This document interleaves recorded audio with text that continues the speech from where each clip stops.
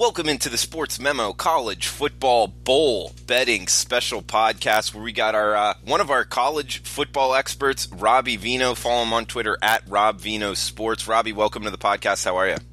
I am doing great today, Drew. How about yourself? I'm doing good. We actually recorded this yesterday, had some technical difficulties. Appreciate a couple people notifying us on Twitter. We always appreciate that. It's hard for us to kind of control, what happens 20 minutes in, but I guess there were some technical audio difficulties, so we're re-recording it. The second time through, we've already had a practice round. We'll try to go a little quicker this time just for time's sake, but Robbie Veno, let's start off 201-202. North Texas, Utah State, 67.5, seeing as the total as high as 68 right now.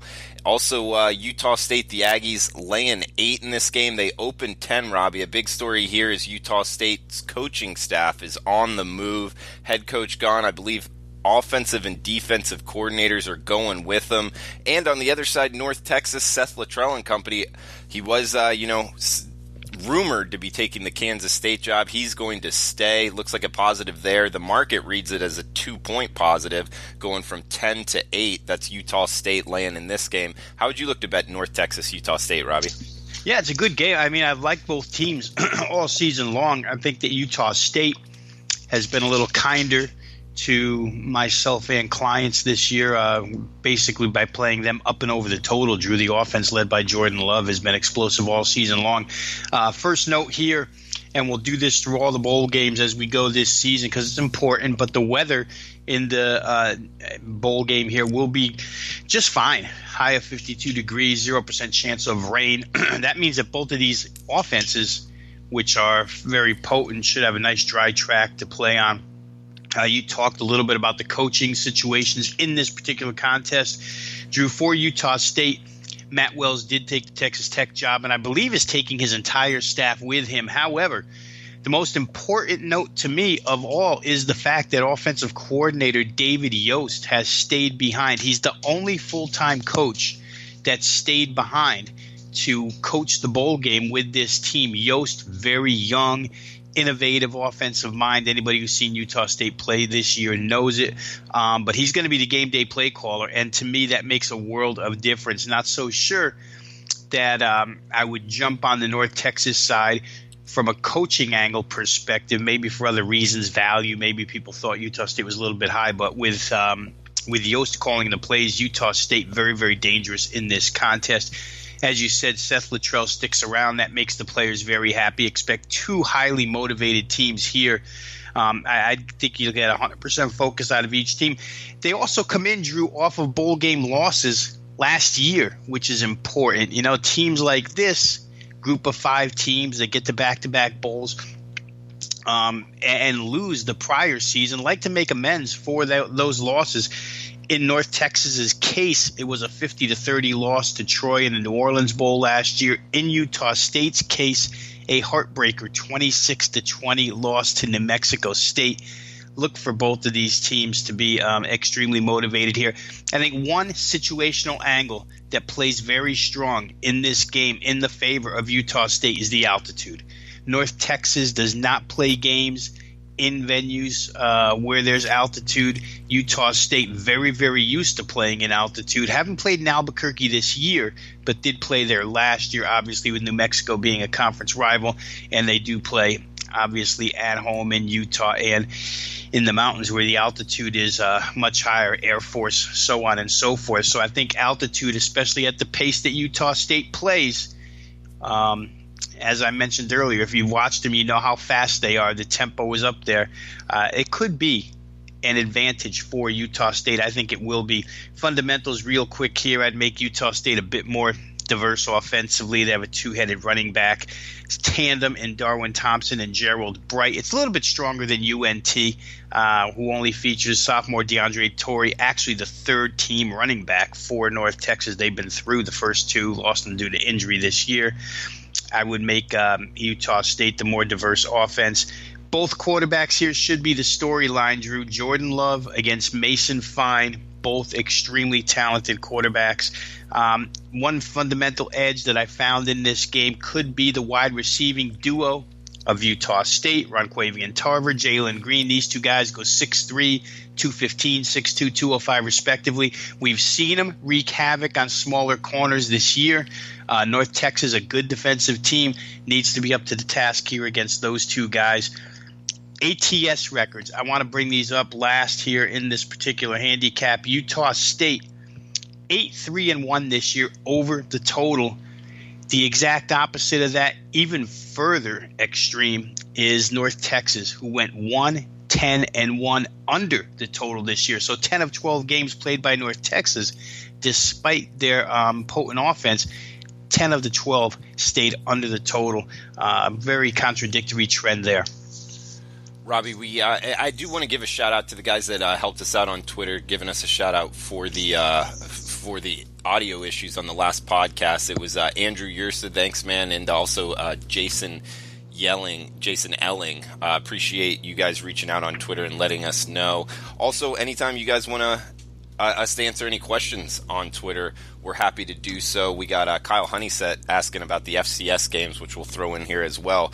First, want to give out a coupon code CFB69 for Robbie Veno or any handicapper on Sportsmemo's Rest of College Football Season, which is the bowl package now, for just $69. It's listed. We just discounted it to $99 for the rest of the season, and with the coupon code CFB69, guys, easy number to remember there. CFB college football, but it's CFB69 at checkout, and you can get it for $69 rest of the season. Robbie Vino's a great choice. He'll have a lot of volume. He's been good in bowl seasons in years past, and good choice there. We got another game here, Robbie. The Cure Bowl. Tulane, Louisiana Lafayette. They're not playing in New Orleans. They are playing in Orlando. This is 203, 204 on the Sports Memo odds screen. We got Tulane, the Green Wave, laying 3.5, 58.5 the total, Robbie. Yeah, real quick here, where weather's concerned, not much to worry about. The high temperature for this game should be about 71 degrees. Winds 10 to 20 miles an hour, Drew, are expected. But in a game where you have these two offenses, which are pretty much run-oriented, I don't know that the wind plays that big of a role in this game. I don't even know that those wind conditions would play a role. Anyway, coaching changes here, absolutely none. For UL Lafayette, it's their first year under head coach Billy Napier. He's had a tremendous season guiding this team back to a bowl game. The situational, motivational angles in this game for Tulane, you'd expect them to be highly motivated here. They have not been to a bowl since 2013, so that absence, that 4-year absence, certainly will have the team pumped up and ready to go. Willie Fritz has turned it around there at Tulane and gotten them to a bowl game. And, of course, ULL, they should be fully focused under first-year head coach Napier, who admitted – well, I shouldn't say admitted, but stated actually that he thought his team played their best defensive game of the season in that championship, Sun Belt championship game against Appalachian State. And I would agree. I watched the game myself, and they stood up at the point of attack very well against a physical App State team. So both these teams expect huge focus here. Nobody coming in a letdown situation to this contest. Fundamentals, I think the one key to the game, Drew, is going to be the quarterback play. For UL Lafayette, you have quarterback Andre Nunez, and also getting a few snaps and a few series each game is sophomore Levi Lewis. Nunez, the better passer of the two, 64.4% completions this year, 19 TDs, 12 interceptions. Lewis, though he throws much less of the time, has had a real good quarterback rating this year, off the charts, 194.3.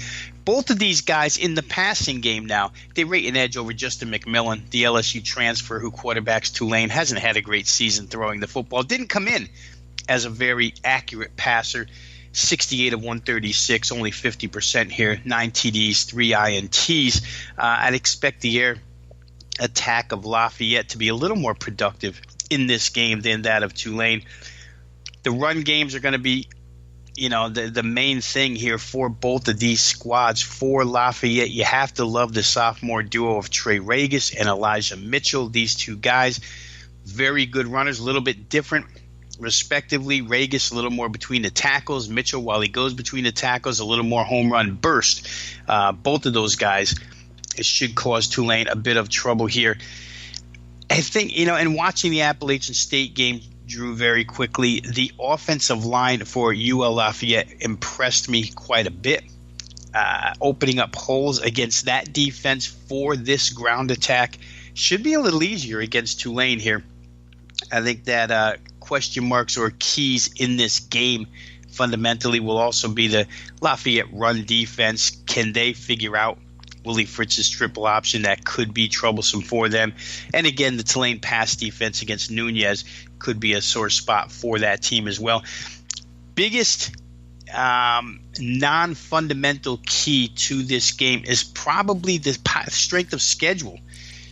In this game, you find Tulane on a week-by-week basis. In the power ratings that I keep, Drew, Tulane played on average an opponent 5 power rating points better than that of UL Lafayette. That's a pretty significant advantage over the course of a 12-13 game schedule.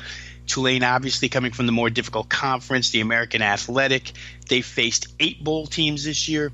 UL Lafayette, only 5 bowl teams. You could make it 4 if you want to count Appalachian State twice, which they played them twice. So scheduling and strength of schedule may play into the favor of Tulane. Yeah, that makes a lot of sense, and it's something you got to kind of keep in mind as well, because when you just look, kind of glimpse view of these two teams and see their resumes, it looks, pretty similar, but the 3.5 number, you're right, Robbie. I mean, in that AAC, they got UCF, they got USF, they got Memphis, they got Houston. I mean, those, not that they're big boys like Alabama and Georgia, but it's not that's not in the Sun Belt. So that's a great point there, Robbie. Let's move on down 205, 206. Arizona State, Fresno State in the Las Vegas Bowl, 53 the total. This one, the Group of 5 team is laying 4.5. That's Fresno State laying 4.5 pretty much across the board here in Sam Boyd Stadium in Las Vegas. 12:30 kickoff. How would you look to bet the Sun Devils and Bulldogs here, Robbie? Yeah, I don't think it's the automatic minor bowl game theory of the past where Power 5 team against Group of 5 team, Power 5 team maybe a little less motivated, not as happy to be there as the Group of 5 team. That really doesn't apply here whatsoever. Generally speaking, when you're going to use that theory, you're talking about a Power 5 team that's a big favorite. In this case, the Power 5 team is the dog. And you're not necessarily talking about a team in the shoes of Arizona State, which in my estimation will come very prepared, fully focused for this game under first-year head coach Herm Edwards. Herm Edwards, a motivational expert. There's no doubt in my mind that he'll have his team ready to go. So both of these teams, obviously Fresno's going to be ready as well. Second year under Jeff Tedford. Great turnaround here by that head coach. Got his team to a bowl game for the second consecutive year here. Expect full focus out of both of these teams. Weather. As somebody who's been to Las Vegas Bowls before, having lived 12 years in Las Vegas, you generally don't get good weather in this game. Lots of wind for the most part, colder temperatures.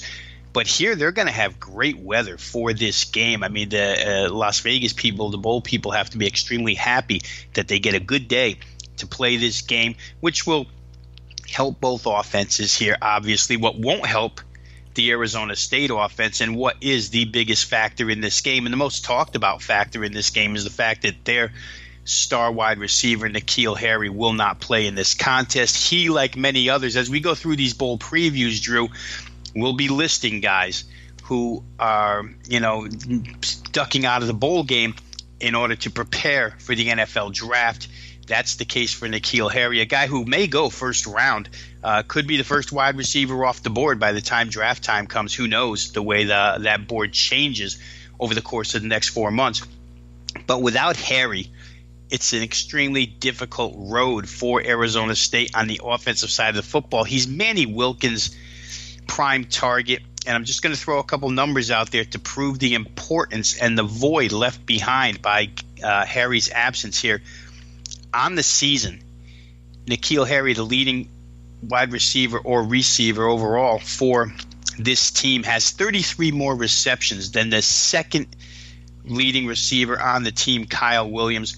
Not only does he have 33 more receptions, but he's got 656 more receiving yards.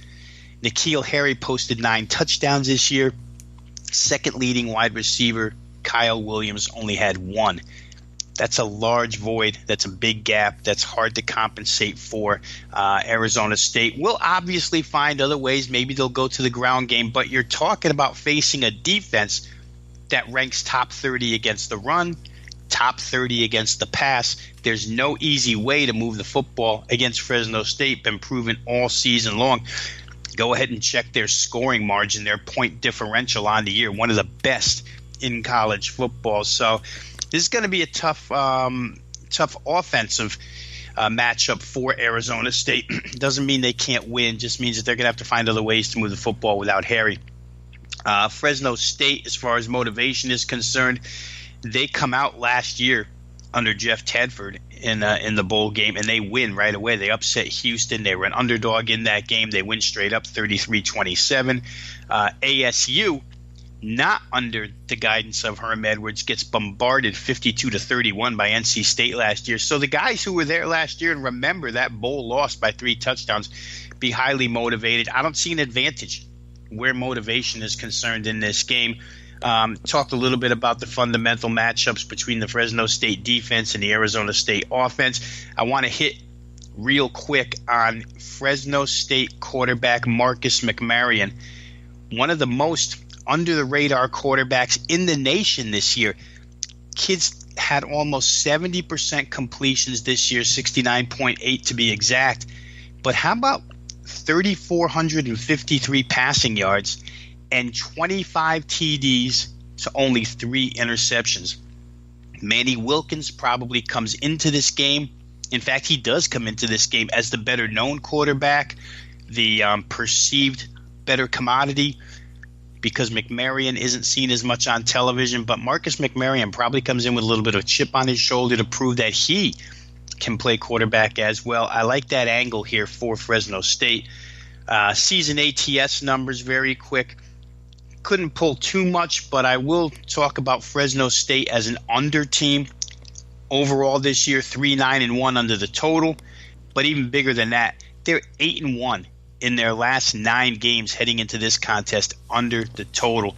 Been very good defensively, very methodical offensively. We'll see if that holds up here. Like you said, Drew, the total here 53 currently.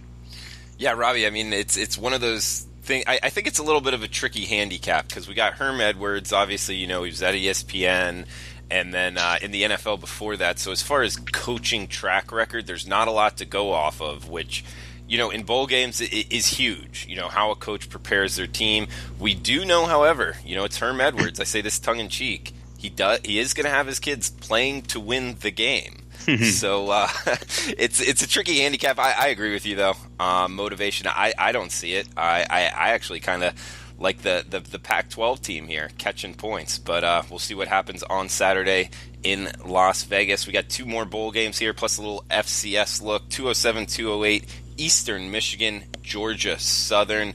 Looks like we got 47.5, 48 being the total. This one played in Montgomery, Alabama, and 2.5 being the line. Georgia Southern laying 2.5. Robbie.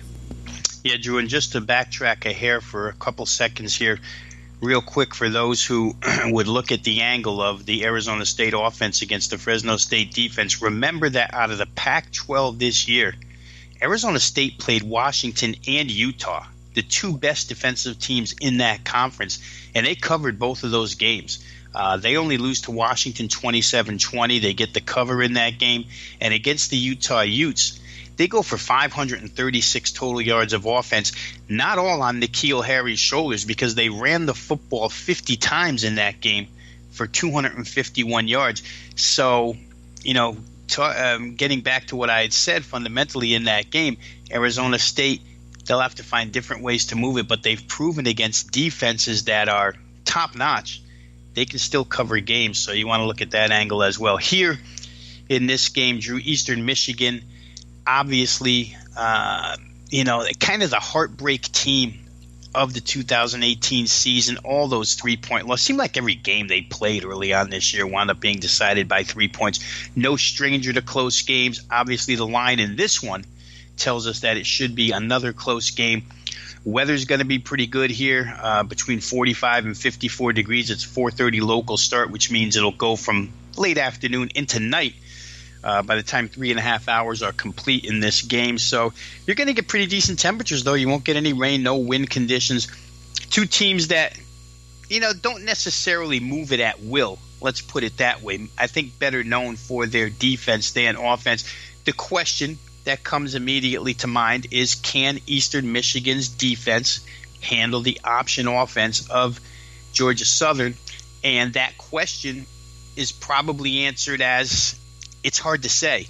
They played Army, so they've had a look at option offense so far this season. Not exactly the same type of option, because the style run by Chad Lunsford here, a disciple of Willie Fritz, who brought Willie Fritz's offense back into play here at Georgia Southern when he took over this year, it's run kind of out of the pistol formation, which isn't the same as Army, but still relatively close.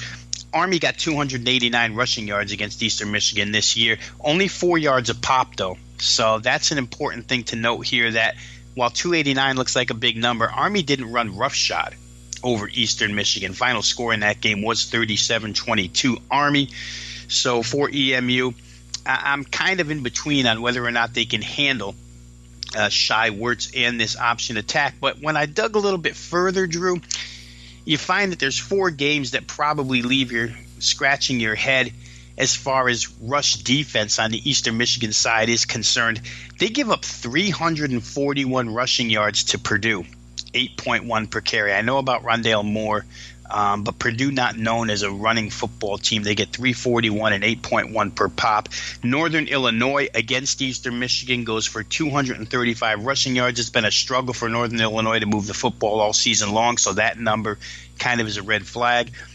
Toledo gains 229 against this Eastern Michigan team. Toledo, pretty balanced offense. They can run it real well. But Ball State, how about them? 227 on the ground against EMU, 7.1 per pop. Again, another red flag for me. We'll see how Eastern Michigan handles this Georgia Southern offense, which doesn't always click on all cylinders. Let's face it, Shai Werts, Wesley Fields, a nice quarterback-running back tandem. But every week hasn't been a solid rushing week for Georgia Southern, so there is much of a question mark on the offensive end. I think that when we talk about motivation here, one more time, I'd expect both teams to have complete focus, completely intent on coming into this game and winning.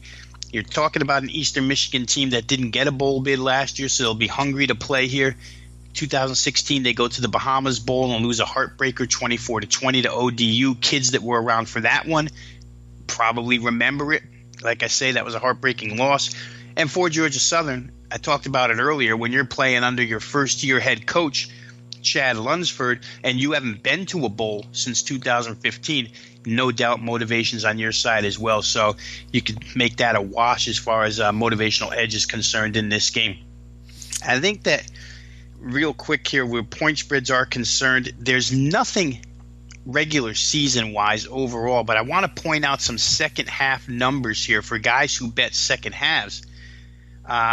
For Georgia Southern, you're 9-3 against the spread in the second half this year, and 10-2 to the over. That's probably the more surprising number of the two. The fact that Chad Lunsford has made nice second half adjustments lead to the 9-3 ATS second half mark, but 10-2 over from a very, very methodical Georgia Southern team which doesn't throw the football whatsoever. That's a key number here. And EMU, I don't want to sell their coach Creighton short here, because that team 8-3 against the spread second half. So two coaches who know what they're doing coming out of the locker room. Those numbers kind of offset. 10-2 over the total by Georgia Southern, though. Something to peek at as this game hits halftime. Check the second half number, maybe over, worth a play here in this game. Robbie, we got one bowl game left. First, want to give a shout out to Kyle Huntingstead on Twitter. He asked about FCS games. We got South Dakota State, North Dakota State. North Dakota State laying 9. I'm guessing that's in the Fargo Dome. Not sure though. 51 the total in that one. That one's on Friday. Also an FCS playoff game on Saturday. Maine versus Eastern Washington. Eastern Washington 11.5 with 59 the total. Any quick thoughts on either of these two FCS playoff games, Robbie? Yeah, let me thank Kyle as well, Drew. Obviously, a Twitter guy who follows the show and gives us some props quite often, so we appreciate it, Kyle. Thanks for the question. In this FCS playoff game, I would consider this probably the FCS championship. No disrespect to Eastern Washington, no disrespect to Maine, the other two teams playing in the Final Four here of the FCS playoff, but these are the two best teams. They're my highest power-rated teams. North Dakota State actually holds the highest power rating I've ever had for an FCS team. My power ratings in FCS go back 9 years when they actually, started becoming a bettable entity here. So both of these teams extremely strong. Both of these teams very familiar with one another. They come from the Missouri Valley Conference. They played earlier this year. North Dakota State scored a fourth quarter touchdown to win 21-17. South Dakota State probably the more explosive of the two offenses. They rank number 7 in FCS play. 235 yards on the ground, 256 yards through the air. Very, very diverse. They know North Dakota State inside and out. So if there was one opponent that North Dakota State might have been somewhat leery of, it would be this opponent in a rematch. I think that's the reason for the line drop here. We know that it doesn't take as much money to drop the line in FCS play as it does in FBS play. But still, I think the line move indicates that there is some South Dakota State money out there. ND State, just a physical football team that wears on you. They execute so flawlessly. This should be a really, really good game. I made North Dakota State a 12.5 point favorite in this contest. So obviously I was close to the opener, but now the bettors have carried it the other way. So maybe there's some value in take back here with North Dakota State. Remember, they're at home. These aren't neutral site games, FCS playoff games until the championship are all played on home sites. There is a coaching change here, though, Drew. We talked about Kansas State earlier, where Seth Luttrell of North Texas was concerned. Here, we're going to talk about the new head coach of Kansas State, Chris Kleiman. North Dakota State's head coach right now accepted that position earlier, not earlier this week, but a couple of days ago. Maybe it was on the weekend. At any rate, Kleiman actually visited K-State, had his press conference, back with the team now, North Dakota State, and will coach them as long as they remain in the FCS playoffs. I think that's huge in this game. Absolutely. South Dakota State's going to be motivated, but I think the fact that he's back to coach the team makes a big difference here, Drew. These kids are going to want to send him out with another FCS championship. So out of all the motivational angles we've spoke of here in 5 bowl analysis, this to me is the strongest, and this comes in the FCS playoffs. So I think that's something to consider here when you look at this game. As far as Maine and Eastern Washington are concerned, I think this is a difficult task for Maine. Maine, a team who last week flew from as extreme northeast as you can get to Utah to play Weber State on their home field in cold conditions. 2 rugged defenses lined up against one another. Maine came out on top as an underdog, pulled the upset. I think Weber State was ranked number 2 in these playoffs coming in. But the Maine defense held up, won that game. Those two offenses, Maine and Weber State, very, very pedestrian, very middle of the road. Maine, their offense is enhanced by the return of their starting quarterback for these FCS playoffs. It showed up in week 1 where they scored 50-plus points. Last week, a little more down to earth. I don't know that they have the firepower to keep up with Eastern Washington. I don't know that playing back-to-back games on the West Coast or the Rocky Mountain region and then the West Coast because they're in Washington here, I don't know if they can pull it off twice in a row, Drew. It would be something if they did, but I favor Eastern Washington here on that red turf. Their offense extremely explosive as always. And defensively, I think in this matchup, good enough. They're not top tier by nature, but I think against an offense that moves the ball as methodically as Maine does, I think Eastern Washington can hold up here. I'd probably look to lay points in that game. Check the weather in this contest in Washington. Sometimes you can get really poor weather. I don't know that it would favor either side there. Maine comes from a cold climate to begin with. The weather isn't the best up there at this time of year, and they certainly held up in tough weather conditions in Ogden, Utah last week to produce that under, which, by the way, has been our only FCS play so far this season. We had that one under the total, and it did get there. So we'll look to have an FCS play this weekend as well. But those are the two contests going this weekend, and that's the way we see them right now.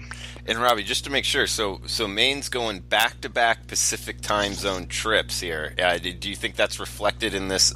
It looks like, in this line of 11 we're seeing. Yeah, it's probably. I don't think there was anything padded in for it, Drew. Honestly, I think if you just judge by my power ratings, kind of comes out to the same place. I had Eastern Washington 13 in this game, so I had them even heavier. Maybe my power ratings, without me knowing it, consider back-to-back travel to Rocky Mountain and West Coast time regions. But I don't know that it was heavily factored in, unless odds makers have Maine rated a hair bit higher than I do, which I would doubt, or they have EWU rated a little bit lower than I do, which I would also doubt because both the numbers were on the money last week. So I don't think they considered it that much. I really don't. Man, that's a tough one to handicap, and an interesting handicapping angle there. Robbie, likely to have an FCS play up, also 5% in the NFL up, plus a couple of 4%. And his bowl games out, so check it all out at sportsmemo.com. And the rest of his bowl season for just $69 using the coupon code CFB69 at checkout. One game left here, Robbie. We got MTSU versus App State, 50 being the total. This one, the New Orleans Bowl in the Big Easy. App State laying 6.5. This one in Mercedes-Benz Stadium. I'll tell you, Robbie, MTSU got stock still. The quarterback and the coach. It's his son. He's a hell of a college football player. I don't see him having a lot of NFL looks, so this is likely the end of his career. Who knows? He might play some sort of professional football. Really good college quarterback, however, understands the offense. And on top of that, Conference USA, I'm not sure, I don't have the numbers right in front of me, but over the last 3 or 4 years has been the best conference. That includes the SEC, ACC, all that, as far as winning percentage goes. They've really done well in bowl season. Do you think that carries over? And on top of that even, Robbie, App State with the coaching change, how much do you think that hurts that side? Yeah, well, obviously, I think that one hurts as much as any coaching change here. Scott Satterfield, the head coach of Appalachian State, took the Louisville job back on December the 3rd. However, as we talked about earlier, maybe with North Dakota State's coach staying, Satterfield's going to coach this game as well. So, the departure part probably deflates the players. The fact that he's coaching them one last time inflates the players, and I think they go out and play hard for him here, no doubt about it. I don't think it's much different than Chris Kleiman at North Dakota State. Scott Satterfield obviously doesn't have FCS national championships under his belt, but he certainly has done a real good job in his time here at Appalachian State. So consider them highly motivated for this contest. But I would still, with that being known, Drew, I would still give a motivational advantage here to Middle Tennessee for the point that you laid out just a couple seconds ago.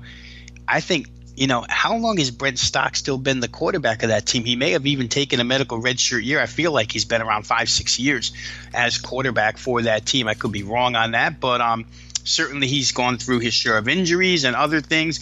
He has led a high-flying offense in the past. This year, not as high-flying, but I will point out that toward the end of the season, as I watch Middle Tennessee, I think the offense came along quite well. And, You and I have talked about Middle Tennessee quite a bit over the course of this college football season. On the podcast, we've had their games many times, and I've never hesitated once to point out the fact that I thought that their passing game had been reduced to very much a kind of a check down game, nothing downfield. But their last two contests to end the season, Drew, against Conference USA's best defense, not even really close in Conference USA. UAB was the premier defense in that league. Middle Tennessee ends the season by playing that team twice, and they throw for 261 yards on 76% completions and 362 yards on 64.5% completions. Those are good numbers, and I think those are numbers that you can cling to here in your handicap against Appalachian State, which obviously is predicated on defense. So I don't see Stockstill having a heck of a lot of trouble in really good dome conditions moving the football against App State. App State, a team that, boy, they're physically tough. They execute well. They're probably as good at executing what they do as any team that's going to play this Saturday, maybe better than any team that's going to play this Saturday. But I have some doubts about them, Drew, and we'll see how it plays out. Middle Tennessee, to me, if they can stack the box with 8 guys and take away the App State ground game, similar to what UL Lafayette did in the Sun Belt Championship game, force Appalachian State to be somewhat one-dimensional. I mean, they will still try to run through an 8-man brick wall, but force them to have to throw the ball a little more. And they're not really that good at consistently, effectively throwing the football. They'll make a big play here or there, especially if they're running the football well. But I don't know. I think Middle Tennessee – head coach Stockstill, if he can put 8 in the box here, may have an advantage against this team. And I don't know that App State's built necessarily to come from behind quickly. All that being said, you can't take anything away from what Appalachian State has done this year. Remember, they go to Penn State to start the season and walk away with a 45-38 overtime loss. That should have been the signal right there to all of us that this was going to be a very good team all season long. Their point differential on the season is plus 252. They scored 440 points. They only allowed 188. They're 7-point favorites in this game for a reason. I think down to 6.5 right now. My feeling is that Middle Tennessee will come to play, no doubt about it. App State will come to play, no doubt about it. I just give a slight motivational edge to the Stockstills, and I give a slight offensive balance edge to the Middle Tennessee side, and we'll see if that plays out in this game. But, there's very little that you can say derogatory about what Appalachian State's accomplished this season. As far as ATS numbers are concerned, they go 7-4 on the year against the spread. Very good number for Middle Tennessee.